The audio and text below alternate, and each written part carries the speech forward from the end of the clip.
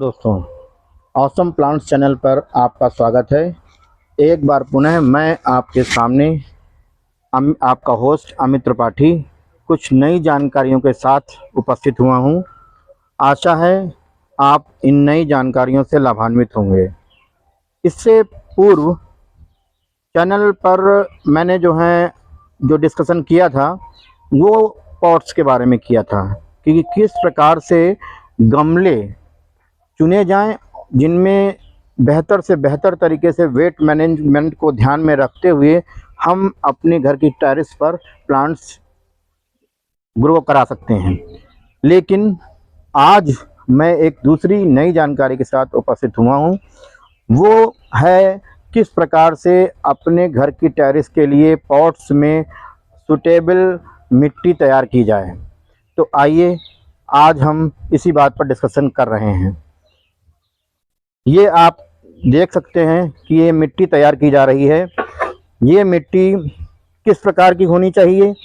तो सबसे पहले मैं आपको बता दूं कि घर में हो या बाहर सभी के लिए दोमट मिट्टी बहुत आवश्यक होती है। दोमट मिट्टी का कुछ खास योगदान होता है प्लांट की ग्रोथ के लिए। दोमट मिट्टी में सबसे खास बात ये होती है कि उसमें जो उसके पार्टिकल्स हैं उसके पार्टिकल्स वो अलग अलग साइज़ के होते हैं। माने कि कुछ पार्टिकल्स बड़े साइज़ के होते हैं, कुछ पार्टिकल्स छोटे साइज़ के होते हैं, जिसकी वजह से उनके बीच में इंटरमॉलिक्यूलर स्पेस अच्छा डेवलप होता है। और अगर किसी मिट्टी में इंटरमॉलिक्यूलर स्पेस अधिक बन जाता है तो प्लांट्स की रूट के ग्रो करने के चांसेस बहुत अधिक हो जाते हैं।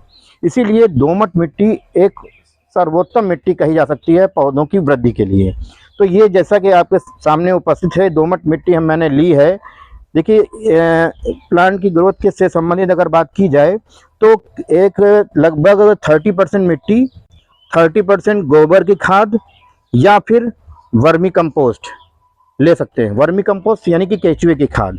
और 20% में अन्य चीज़ें, अगर आप 30% दोमट मिट्टी, 30% गोबर की खाद, 20% वर्मी कंपोस्ट और इसके अलावा बाकी चीज़ हैं तो उनमें आइए मैं आपको दिखाता हूँ।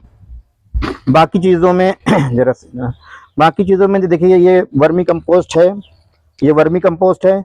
और मैंने मिट्टी की गुणवत्ता को बढ़ाने के लिए ये Epson salt hydrated magnesium sulphate का प्रयोग किया है। ये मिट्टी की गुणवत्ता को काफ़ी अधिक बढ़ा देता है। इसके अलावा मैंने कैल्शियम डस्ट का प्रयोग किया है। ये कैल्शियम डस्ट पौधों में कैल्शियम की कमी को कंप्लीट करती है, यानी कि कैल्शियम की कमी को पूर्ण करती है, जिससे कि पौधों के फल वो अच्छे से डेवलप हो सकें।